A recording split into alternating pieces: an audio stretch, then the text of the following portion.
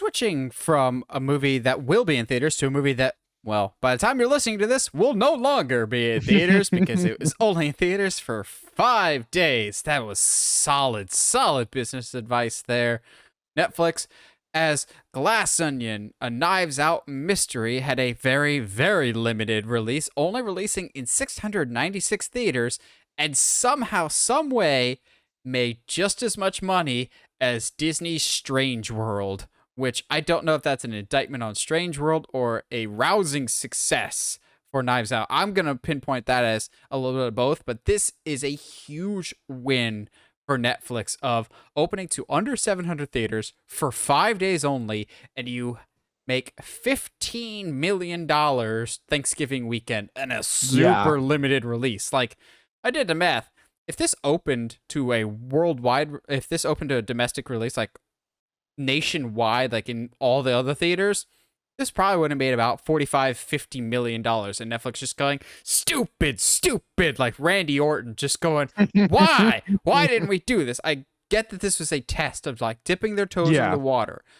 That being said, I'm already reading some reports that Netflix is reconsidering and going, they're not going to extend it currently, but when the movie hits the streaming platform December 23rd, after that, they might re-release the movie in theaters, like either tail end of December or beginning of January, which I'm going, you absolutely should do that.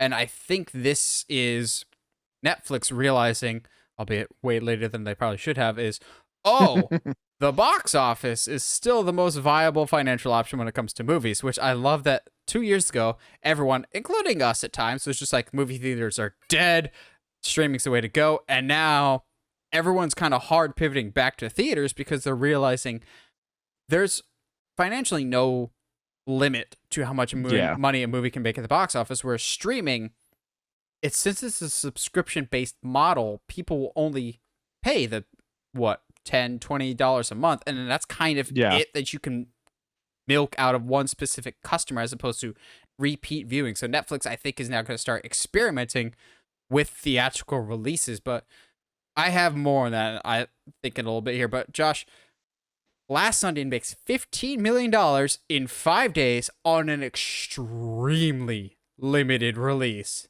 Yeah. Do you see this as a victory for Netflix? Oh yeah, I mean, I don't know if victory is the word I'd use. Mostly just because, like, they definitely could have, because this is a sequel, they could have left it in longer and made more money, but chose not to. Again, because we understand that they're testing this idea of releasing their films to theaters first before streaming. I don't. It's hard because, like, you and I are used to movies making hundreds of millions of dollars. Well, also, the first one didn't make that much. It made like 400 million. Yeah, exactly. But that's still obviously way more than 15. But 400 in its total run. Yeah. I think that shows that, and I'm hoping that it shows to Netflix that there is the option here to do limited. I personally, I'm okay with a limited release. Personally, I'm fine with that. Like, hey guys, you have 1 week to see this movie in the excuse me, to see this movie in theaters. Go see it, or you're gonna have to wait, a month or something like that to see it on a streaming service. I mean, I know that still people will be like, well, then I'm just gonna wait till it's on my streaming service. But like stuff like this, if they were to bring in some of their other projects, I can totally see having like a limited release of, I don't know, like any of the Chris Hemsworth movies that they've got. Yeah, limited releases of certain movies that are shows even that could potentially be an option to bring them quite a bit of money. I think Netflix really should contemplate doing theatrical releases, and I'm sure after this success, they absolutely will. I'm not saying that for all of them, but the ones that you invest so much money into, like your Gray Mans or Red Notice, movies that aren't necessarily great, but have the box office draw of its main actors. Like Red Notice had Gal Gadot, Dwayne Johnson, and Ryan Reynolds, and you spent close to $200 million on that. just for your streaming service, that probably could have made a solid 40-50 million dollars on opening weekend alone. Granted, it wasn't the best. I don't know how much legs it would have had. Gray Man had the same problems, but these movies that you spent buckets and buckets of money on, maybe those big budget ones are the ones that you put on your streaming on theaters. I mean, and then a month later you put them on your streaming service after some positive word of mouth has been garnered, because as we talked about repeatedly, studies have shown that if you release your movie in theaters first, then put it on streaming, it does so much better financially and gets so many more eyeballs on it. I'm not saying every Netflix, like the lower budget, like the Christmas rom-coms, or you don't need like, to do those. Yeah, those don't necessarily need to be theatrical releases. However, there's the big but. again, these headphones don't really provide for it, but here's where I put on the tinfoil hat theory. I don't think this will be limited to just movies. Mm-hmm. Stranger Things is by far Netflix's biggest property that they have ever created. I know that the stats show that apparently Wednesday is like destroying everything on Netflix right now and set like the new record or whatever. I'm going, just wait till the final season of Stranger Things. It'll take that record back. But notice that Netflix split up season 4 of Stranger Things, and they'll claim, well, the effects weren't done for the finale, were it not? Going, no, you were testing the waters for weekly releases or spaced out releases, this thing that you claim you'll never do, but within 3 years you will, because you realize that's how you maintain your audience. You have to. That's what Amazon, Disney Plus, HBO Max, they all do it, so you should do it too, because it keeps your audience around longer. They saved the finale for a few months later so they can finish up the special effects and whatnot. I'm calling it now. Stranger Things Season 5 will have the exact same thing. It'll be split in 2 parts, and the series finale will debut in theaters first, a month before it hits the streaming service. Because if you make the announcement, Stranger Things Season 5, this is where it all ends, or the finale is here, you split it up in those 2 parts, something you have already done before with season 4. I think people are okay with it if you split up and you leave it on a good enough cliffhanger, and the big epic 2.5 hour finale, you don't watch it from home. You can watch 11 versus Vecna one more time on the big screen, 2 weeks only, Stranger Things finale, and then a month later it'll be on streaming service on Netflix. I absolutely see that, because I don't think Netflix has ever realized, I mean, I'm sure they have to a certain extent, but how much money they make from Stranger Things, and put the finale, I'm not saying it'd be on par with Harry Potter, because that had 7 movies leading up to the finale, a box office. Stranger Things has a huge fan base. You put that finale in theaters and give them enough notice that, hey, you want to see Stranger Things' finale a month before anyone else? Rush out to your local theater.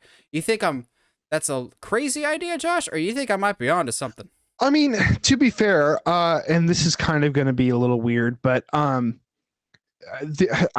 sure you've heard about it in your circles, but there's a show called The Chosen, which is about Jesus Christ and his disciples, and it is a very good show, surprisingly. And as someone who loves finds like biblical history very interesting, and just the way that they bring the world alive is very, very interesting and very good. Actual competent cinematography. Yes. They are releasing the I think it's either the first episode, bits and pieces of the first 2 episodes of season 3 in theaters. Yeah, in theaters. And to me, that first of all, they're beating Netflix to it, and so now The Chosen is going to make a buttload of money because of that. I will say that I can totally see that happening with Stranger Things. I don't know about hiding. I was going to say, I don't know how I feel about hiding the finale behind a paywall for a theater, but technically the show is behind a paywall anyway. So, I mean, it's not. And the finale is only behind a paywall for a month. Exactly. In my scenario here. Yeah. So, I mean, I don't hate it. I mean, even this season, I'm thinking the season 3 finale where Billy dies and all that. Like, I would have seen that in the theater, would have been incredible. But also, Like there's with the mind precedent. flayer. I feel like there's precedent for this too. Of if I Yo, remember yeah, yeah, correctly, yeah. hasn't HBO or HBO Max or whoever shown like the first two episodes of House of the Dragon or something else? Like some shows will release Yeah, the yeah, first two yeah, yeah. episodes in theaters for limited releases. So I could absolutely see Netflix going, all right, we're only gonna have one Stranger Things finale. Let's try and make as much money as possible, because you got to also think the finale of Stranger Things is probably at least a year or two away. The landscape for Netflix could be completely different. They could be much more of a theatrical Mm-hmm. company by that point, give it a year or two's time. As we'll talk about in a little bit here, more studios are realizing, oh, theaters are the way to go. Sorry for trying to kill you earlier. Yeah. So, sorry, we were taking a excuse me, taking a hint from Bob Chapek here that streaming is the only way to go. And look where that I ended up for him. yeah, exactly. I really think Netflix could save themselves here by doing this. This is a way to make money where they did not have a way to make money before. It stops them from having to put ads on. It stops them from having to raise prices every single year. It makes them be able to make their content more available to everybody. And honestly, to me, if I'm seeing like, oh, Netflix is putting these movies out, and the only place to see them is after they're out of theaters is on Netflix. To me, that's like, oh, cool. Well, then I better go check out Netflix. Then, to me, that rate Word of mouth that is still the most effective advertising. correct. To me, that is an opportunity to bump your subscriber numbers.